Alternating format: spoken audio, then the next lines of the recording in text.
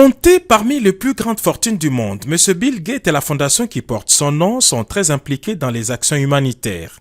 C'est à ce titre qu'il a sollicité de rencontrer à New York le président de la République, Félix-Antoine Tshisekedi Tshilombo, pour faire l'évaluation d'actions humanitaires en faveur d'enfants congolais.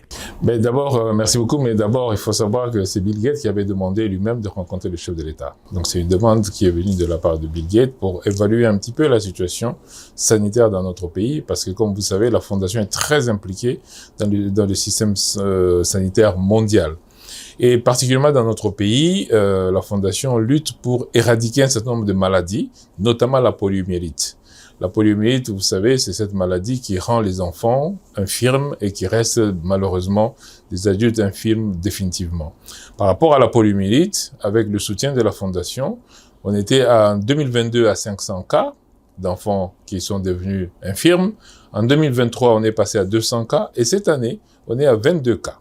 Ça veut dire qu'il y a une diminution très importante de la poliomyélite et c'est pour cela qu'il fallait faire le point pour savoir comment est-ce qu'on peut la terminer directement.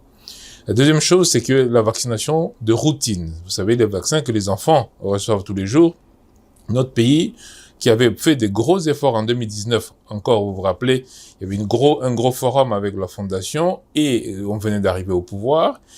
Et un an après, on avait augmenté le nombre d'enfants vaccinés de plus de 30 points. Là, on est en train de voir comment est-ce qu'on remonte le taux de vaccination de nos tout petits enfants. Vous savez, la rougeole, la rubéole, la varicelle.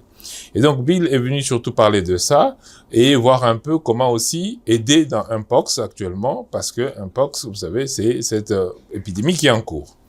Alors, le président de la République a parlé de tous ces problèmes, mais il a aussi posé un problème qui est celui de l'éducation nationale, parce qu'il a demandé effectivement à Bill s'il était possible qu'on aide nos enfants à acquérir des tablettes pour que l'éducation nationale soit facilitée pour la majorité, pour les millions de nos enfants. Alors, Bill a parlé de la connectivité par Starlink.